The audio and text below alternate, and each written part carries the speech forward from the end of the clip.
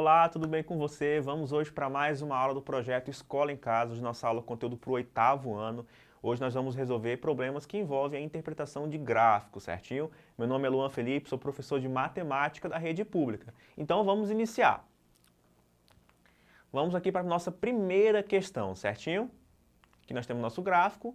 Então vamos ler o enunciado aqui. O gráfico mostra a variação da temperatura em graus Celsius durante o ano para o estado de Roraima. Após analisar o gráfico, responda as questões a seguir. Letra A.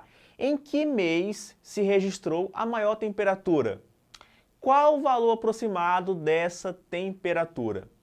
Letra B. Qual a maior variação de temperatura, ou seja, diferença entre a temperatura máxima e a temperatura mínima, que foi registrada nesse período?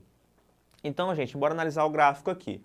Nós temos aí um gráfico de barras, no caso, um gráfico de colunas, melhor dizendo, certinho, e a altura da coluna é proporcional, à informação daquele mês, ou seja, do maior temperatura e menor temperatura, certinho? Então, olha, vamos responder letra A sem ainda ver a resposta. Observando o gráfico, qual mês tem a maior coluna? É o mês de novembro. Por quê? Porque essa coluna, é maior em relação a todas as outras. Então, nesse caso, o mês de novembro seria a resposta da primeira parte da letra A. E aí, qual foi a temperatura máxima registrada, nesse mês? Seria de 29 graus Celsius, porque é o tamanho ali da altura, em relação à temperatura do mês de novembro, certinho? Letra B. Qual a maior variação de temperatura, ou seja, a diferença entre a temperatura máxima e a temperatura mínima observada? Então vamos lá. Na letra B, a letra A a gente já fez, a menor temperatura ocorreu em julho. Professor, por quê? Porque é a menor coluna que a gente visualiza aí, certinho? Então se ela é a menor coluna, então a temperatura associada a ela vai ser a menor, porque no gráfico de coluna, as informações são proporcionais ao tamanho, dessa coluna. Então, no caso, o mês de julho tem a menor coluna, então necessariamente ele vai ter a menor temperatura, que foi ali de aproximadamente 25 graus Celsius. A gente já viu que a maior temperatura registrada foi no mês de novembro, de 29 graus. Então, o que vai ser a variação de temperatura? Vai ser, no caso, a diferença entre a máxima e a mínima. 29 menos 25 dá 4 graus Celsius. Lembrando que esse problema também poderia vir assim, na letra B. Qual a amplitude de temperatura observada? Amplitude é justamente essa palavra muitos livros gostam de usar, também se refere à diferença entre o valor máximo e o valor mínimo, certinho, gente? Então, aí nós conseguimos aí resolver o exercício 1. Letra A, mês de novembro, e a maior temperatura observada, 29 graus. Letra B, a variação foi de 4 graus Celsius, e o mês de julho registrou a menor temperatura. Exercício 2. A cafeteria Bom Café apresentou o seguinte gráfico em seu balanço de lucro ao longo do ano de 2016. Qual foi o saldo do ano de 2016 para a cafeteria Bom Café? Então vamos lá, aqui nós temos o gráfico. Esse gráfico é um pouquinho mais complicado porque nós temos aí um gráfico de colunas, mas nós temos algumas informações diferenciadas. Por exemplo, algumas colunas estão para cima, e outras estão para baixo, indicando que quando a coluna está para cima é porque o saldo, o lucro foi positivo, ou seja, as vendas superaram os custos. E quando a coluna está para baixo, quer dizer que foi um saldo devedor, ou seja, os gastos com os custos foram maiores do que os lucros, do que as receitas, melhor dizendo. No caso, nós temos um lucro negativo, Ou seja, quando a barrinha está para baixo, nós temos prejuízo. Quando a barrinha está para cima, nós temos lucro. Então, no caso, ele quer o quê? Qual foi o saldo do ano de 2016 para a cafeteria Bom Café? No caso, seria a soma, desses lucros. Mas é bom observar que, ora, nós temos lucros positivos e, ora, nós temos, entre aspas, lucros negativos, que são os prejuízos, certinho? Então, para resolver aí, a gente vai observar que os meses de abril, outubro, os pares, abril, outubro, fevereiro, novembro, junho, dezembro, resultam em saldo nulo. Por quê? Observe, No mês de abril, nós tivemos ali um saldo, né, de 680. No mês de outubro, nós tivemos um saldo, um prejuízo de 180. Então pensem comigo, eu ganhei 180, mas eu perdi 180. Então eu tenho aí um lucro nulo, certinho? A mesma ideia acontece para fevereiro, novembro, junho e dezembro. Por que eu estou fazendo isso?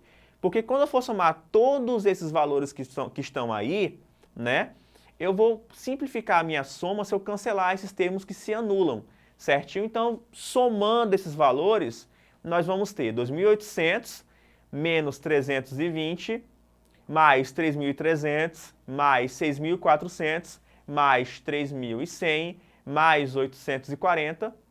E aí os valores que se anulam não vou contar. O saldo vai ser de R$ 16.120 para essa cafeteria ao longo do ano, certinho? Então aí nós resolvemos o exercício 2. Vamos para o exercício 3, olha o que ele fala aí, gente. As alturas médias de algumas árvores brasileiras estão indicadas no gráfico a seguir.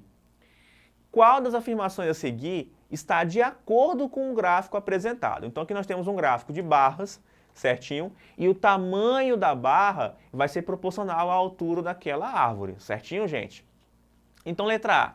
As alturas médias da aroeira e da quaresmeira são menores que 10 metros. Então, vamos lá. A árvore aroeira, de fato, ela tem uma altura menor que 10 metros, em média, certinho? Agora, a árvore quaresmeira, né, observe aí, ela tem uma altura exatamente média de 10 metros e não menor do que 10 metros. Então a letra A estaria errada. Letra B. A menor das árvores listadas é a quaresmeira. Vamos lá. A menor que a gente pode observar no gráfico é aquela que vai ter a barra associada de menor comprimento. E você pode observar que não é a quaresmeira, seria a árvore aroeira, certinho? Então, a letra B também está errada. Letra C. A altura média de um ipê está entre as alturas médias de uma castanheira e de uma paineira.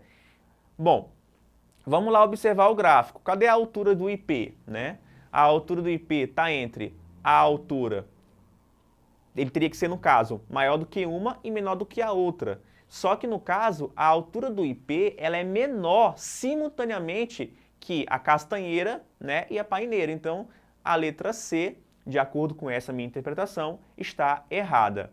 Letra D. Em média, uma quaresmeira tem 1/3 da altura de uma paineira. Então, vamos lá. A quaresmeira tem uma altura média de 10 metros, certinho? E a paineira tem uma altura de 30 metros em média. Ora, você sabe que 10 é 1/3 de 30. Então isso quer dizer que, de fato, a quaresmeira ela tem 1/3 em média da altura, né, de uma paineira. Então a resposta correta seria a letra D, né? Então aí tá todas as justificativas que a gente usou, certinho? E a resposta correta, de fato, seria a letra D. Vamos para o exercício 4. Dependendo da estação do ano e da localização de determinada cidade no globo terrestre, as medições de temperatura e quantidade de chuva podem apresentar diferentes distribuições ao longo do ano. Algumas informações podem servir até para distinguir e identificar se a cidade pertence ao hemisfério norte e ao hemisfério sul.